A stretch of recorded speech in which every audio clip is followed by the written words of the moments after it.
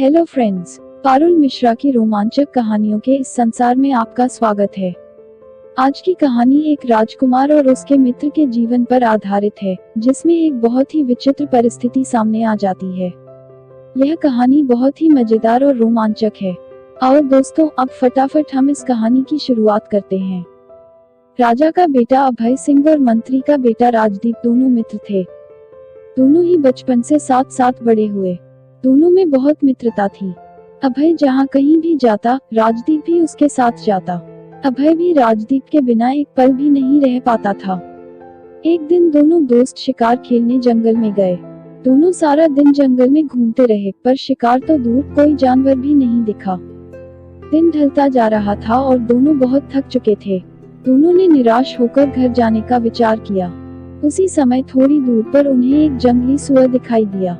हालांकि दोनों थके हुए थे और उन्हें भूख भी लग रही थी, पर हाथ आए शिकार को छोड़ना उन्हें सही नहीं लग रहा था। इसलिए वे धीरे धीरे उस जंगली सुअर की तरफ बढ़ने लगे। जैसे ही सुअर ने उनके कदमों की आहट सुनी, वह तेजी से भागा। दोनों मित्र उसका पीछा करने लगे। सुअर आगे आगे भाग रहा था और वे दोनों उसके पीछे पीछे। वे दोनों बहुत थके हुए थे, फिर भी वे उस सुअर के शिकार के लिए उसके पीछे दौड़ते रहे। थोड़ी देर में ही अंधेरा हो गया और सुअर बचकर निकल गया। दोनों दोस्त भी काफी आगे निकल आए थे और थकान के कारण वापस जाने की हिम्मत नहीं जुटा पा रहे थे। फिर वे दोनों पास के ही एक पेड़ के नीचे बैठ गए। अभय को नींद आ रही थी, तो उसने राजदीप से कहा कि हम सुबह घर चलेंगे। राजदीप को भी उसकी बात पसंद आ गई और दोनों मित्र पेड़ के नीचे लेट गए। अभय को तो लेटते ही नींद आ गई, लेकिन राजदीप यह सोचकर जगता रहा कि कहीं कोई जंगली जानवर न आ जाए। जिस पेड़ के नीचे दोनों लेटे थे, उस पेड़ के ऊपर एक तोता और एक मैना बैठी थी। जब रात हो गई तो मैना ने तोते से कहा कि कोई कहानी सुनाओ, जिससे कि यह रात कट जाए। फिर तोते ने पूछा कि अपने बारे में बताऊं या किसी दूसरे के बारे में। मैना ने कहा कि अपने बारे में फिर कभी बताना, अभी तो इनके बारे में बताओ जो इस पेड़ के नीचे बैठे हैं। राजदीप उनकी बातों को ध्यान से सुन रहा था। तभी तोते ने कहना शुरू किया, देखो मैना, ये दोनों मित्र हैं, सच्चे मित्र। इनमें से एक राजा का पुत्र है और दूसरा मंत्री का। यह जो राजा का पुत्र है, इस पर बहुत बड़ी मुसीबत आने वाली है। कुछ दिनों बाद इसकी शादी होने वाली है। तभी मैना बोल पड़ी, इसमें मुसीबत कैसी? तोता बोला, सबसे पहली मुसीबत तो तब आएगी जब बारात जाएगी। जब बारात रास्ते में एक सूखी नदी पार करेगी, तब सारे बाराती तो निकल जाएंगे, लेकिन जब दूल्हे की पालकी निकलेगी तो नदी में पानी आ जाएगा और पालकी बह जाएगी। अगर कोई सुन रहा हो तो एक काम करे, बारात के नदी पार करने से पहले पालकी को पार करा दे। अगर ऐसा करने से राजकुमार बच गया तो दूसरी मुसीबत आएगी। जब बारात नगर में पहुंचेगी और पालकी को मंडप से उतारा जाएगा, तो अचानक कहीं से शेर आ जाएगा और दूल्हे पर हमला कर उसे मार देगा। अगर कोई सुन रहा हो तो सावधान रहे और उस शेर को मार दे। जब राजकुमार इससे भी बच जाएगा तो एक और आफत आएगी। जब बारात लौटकर वापस आएगी तो एक बरगद के पेड़ के नीचे ठहरेगी। वहां राजकुमार भी आराम करने के लिए एक जगह लेट जाएगा। लेकिन जैसे ही वह लेटेगा, पेड़ की एक डाल टूटकर राजकुमार पर गिरेगी और वह मर जाएगा। अगर कोई सुन रहा हो तो एक काम करे, बारात को वहीं छोड़कर राजकुमार को थोड़ा और आगे ले जाए और दूसरे पेड़ के नीचे राजकुमार को ठहरा दे। अगर राजकुमार इससे भी बच गया तो एक और मुसीबत आएगी।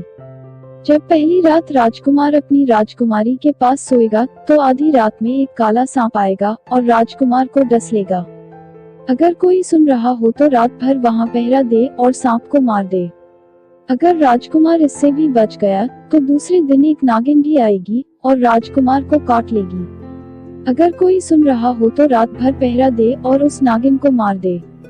जब इन सब मुसीबतों से अगर राजकुमार बच गया तो वह बहुत दिनों तक जिएगा और राज करेगा। लेकिन एक बात और मैना, कि यदि कोई यह सुन रहा है तो वह यह बात किसी को न बताए, वरना वह पत्थर का बन जाएगा। मैना ने पूछा कि यदि वह पत्थर का बन जाएगा तो क्या फिर से वह आदमी नहीं बन सकेगा? तोता बोला, हाँ बन सकता है। यदि राजकुमार अपने होने वाले पहले लड़के का खून उस पत्थर पर डाले तो वह आदमी जीवित हो जाएगा। इतना कहकर तोता चुप हो गया। रात बीत चुकी थी। राजदीप सोच में पड़ गया, पर अंदर ही अंदर खुश भी था कि वह अब अपने दोस्त को बचा पाएगा। दिन निकला और दोनों दोस्त अपने नगर में लौट आए। कुछ दिनों बाद अभय के विवाह की तैयारी होने लगी। ठीक समय पर बारात रवाना हुई। राजदीप भी साथ चला। चलते चलते रास्ते में सूखी नदी पड़ी। विनय ने आगे बढ़ते हुए कहा कि पहले पालकी को आगे निकलने दो और उसके बाद बारात निकलेगी। जैसे ही पालकी दूसरी तरफ पहुंची कि तभी नदी में बाढ़ आ गई। अगर जरा सी देर हो जाती तो पालकी डूब जाती। राजदीप ने मन में ही सोचा कि चलो पहली बला तो टली। इस घटना से सभी बाराती खुश हो गए। फिर जैसे ही बारात नगर में पहुंची और राजकुमार पालकी से निकला, तभी वहां एक खूंखार शेर आ गया और वह राजकुमार पर हमला करने के लिए कूदा। राजदीप इस बात के लिए पहले से ही तैयार था। उसने तलवार से शेर पर प्रहार किया और उसे मार गिराया।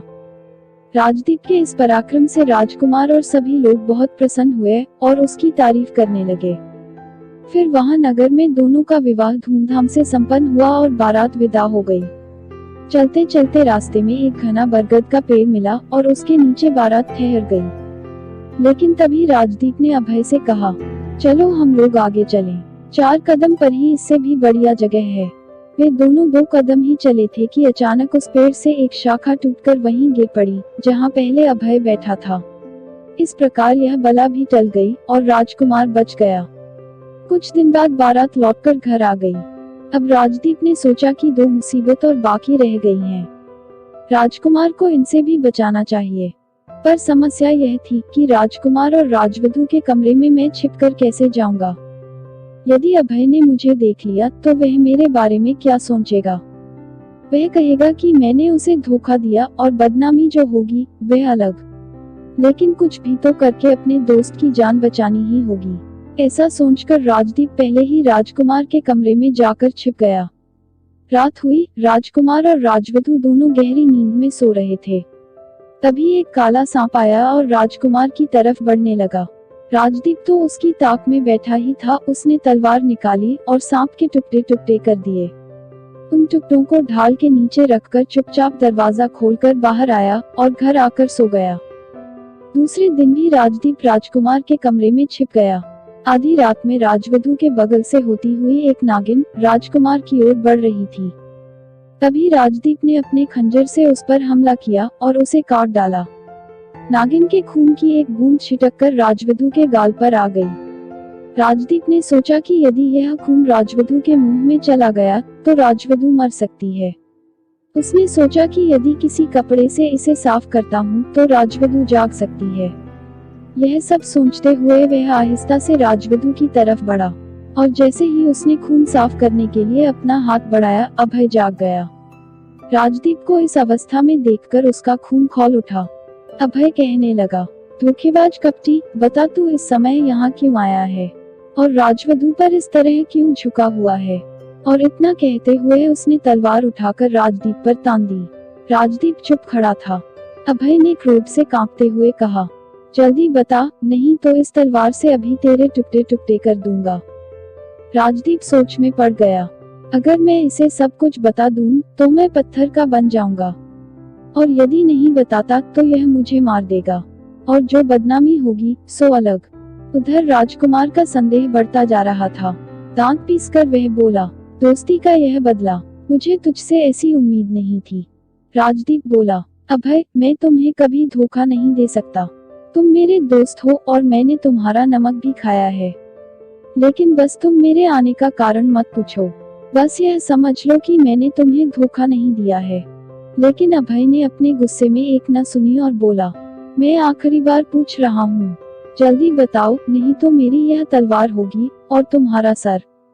राजदीप क्या करता, उसने सारी बात अभय को बताई और वह मरी हुई नागिन और ढाल के नीचे मरा सांप भी दिखाया।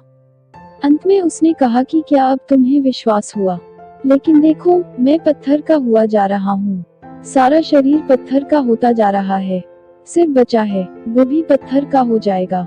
अभय चीख पड़ा, ये क्या राजदीप? राजदीप ने कहा, तोते ने कहा था कि यदि कोई इस भेद को किसी को बता देगा तो वो पत्थर का हो जाएगा। अभय, मैं जानता हूँ कि तुम्हें कितना दुख हुआ होगा, लेकिन तोते ने बताया था कि मैं फिर से जीवित हो सकता हूँ यदि तुम अपने पहले पुत्र का खून मेरे पत्थर पर चढ़ा दो। इतना कहते कहते राजदीप का पूरा शरीर पत्थर का हो गया। अभय ये सब जानकर बहुत दुखी हुआ और उस पत्थर को बाहों में भरकर बैठा रहा। 3 साल बाद अभय राजा बन गया, लेकिन राजदीप की याद उसे सताती रहती थी। उसका मन ना तो खाने पीने में लगता था और ना ही राजकाज में। कुछ दिनों बाद अभय की पत्नी को एक लड़का हुआ। सारे राज्य में खुशियां मनाई जा रही थी, पर अभय को राजदीप की वह अंतिम बात याद आ रही थी कि मैं फिर से जीवित हो सकता हूँ यदि तुम अपने पहले लड़के का खून मुझ पर चढ़ा दो। अभय के सामने परीक्षा की घड़ी थी। एक तरफ उसका अपना पुत्र था और दूसरी तरफ उसकी मित्रता। तब काफी सोच विचार के बाद उसने रानी से कहा, तुम्हें याद है कि राजदीप ने उस रात क्या कहा था? अभय के मुख से यह सुनकर रानी के चेहरे का रंग उड़ गया और वह कांपने लगी। अभय ने रानी से कहा, हमें राजदीप को जिंदा करना होगा, चाहे उसके लिए हमें अपने पुत्र का त्याग ही क्यों न करना पड़े। रानी ने चुपचाप नवजात शिशु को राजा के हाथ में थमा दिया। अभय ने उस शिशु को पत्थर पर लिटाया और अपनी तलवार निकाली, लेकिन उसका हाथ नहीं चल सका। शिशु मुस्कुरा रहा था और रानी सन बैठी थी। अभय ने दोबारा तलवार उठाई, पर उसके हाथ कांपने लगे और तलवार हाथ से छूटकर बच्चे की उंगली पर जा लगी। उंगली कट गई और खून निकलकर उस पत्थर पर जा गिरा। तभी धीरे धीरे अभय पत्थर से इंसान बनने लगा। थोड़ी देर में ही राजदीप का शरीर हड्डी मांस का हो चुका था और वह जिंदा हो गया। अभय ने राजदीप को उठाया और दोनों मित्र गले लगकर खूब रोने लगे। उस दिन से वे दोनों खुशी खुशी जीवन बिताने लगे। आपको मेरी कहानी कैसी लगी? कमेंट बॉक्स में बताइए ताकि मैं आप लोगों तक अच्छी अच्छी कहानियां ला सकूं। हमारे चैनल को सब्सक्राइब करना ना भूलें और साथ ही वीडियो को लाइक करें और अपने दोस्तों के साथ व्हाट्सएप, इंस्टाग्राम और फेसबुक पर शेयर करें। नई नई मजेदार कहानियों के नोटिफिकेशन के लिए बेल आइकॉन को जरूर दबाएं। धन्यवाद।